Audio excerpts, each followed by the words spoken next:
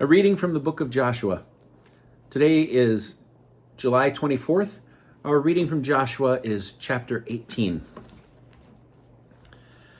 The whole community of the Israelite people assembled at Shiloh and set up the tent of meeting there. The land was now under their control, but there remained 7 tribes of the Israelites, which had not yet received their portions. So Joshua said to the Israelites, "How long will you be slack about going and taking possession of the land which the Lord, the God of your fathers, has assigned you? Appoint 3 men of each tribe. I will send them out to go through the country and write down a description of it for its purposes of apportionment, and then come back to me. They shall divide it into 7 parts. Judah shall remain by its territories in the south, and the house of Joseph shall remain by its territory in the north. When you have written down the description of the land in 7 parts, bring it here to me. Then I will cast lots for you here before the Lord our God. For the Levites have no share among you, since the priesthood of the Lord is their portion. And Gad and Reuben are the half-tribe of Manasseh, have received the portions which were assigned to them by Moses, the servant of the Lord, on the eastern side of the Jordan." The men set out on their journey. Joshua ordered the men who were leaving to write down a description of the land. "Go, traverse the country and write down a description of it. Then return to me, and I will cast lots for you here at Shiloh before the Lord." So the men went and traversed the land. They described it in a document, town by town, in 7 parts, and they returned to Joshua in the camp at Shiloh. Joshua cast lots for them at Shiloh before the Lord, and there Joshua apportioned the land among the Israelites according to their divisions. The lot of the tribe of the Benjaminites by their clans came out first.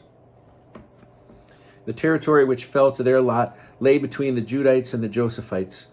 The boundary on their northern rim began at the Jordan. The boundary ascended to the northern flank of Jericho, ascended westward to the hill country, and ran on to the wilderness of Beth-aven. From there the boundary passed on southward to Luz, to the flank of Luz, that is, Bethel.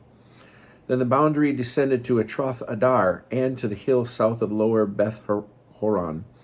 The boundary now turned and curved on the western rim, and the boundary ran southward from the hill on the south side of Beth-horon till it ended at Kirath-baal, that is, Kirath-jearim, a town of the Judites. That was the western rim. The southern rim, from the outskirts of Kirath-jearim, the boundary passed westward and ran on to the fountain of the waters of Nephtoah. Then the boundary descended to the foot of the hill by the valley of Ben-Hinnom, at the northern end of the valley of Rephaim. Then it ran down the valley of Hinnom, along the southern flank of Jebusites to En-rogel. Curving northward, it ran on to En-shemesh, and ran on to Geliloth, facing the ascent of Adamim, and descending to the stone of Bohan, son of Reuben. It continued northward to the edge of Arabah, and descended into the Arabah.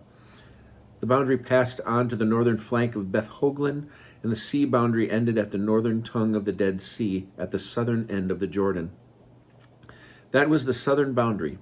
On their eastern rim, finally, the Jordan was their boundary.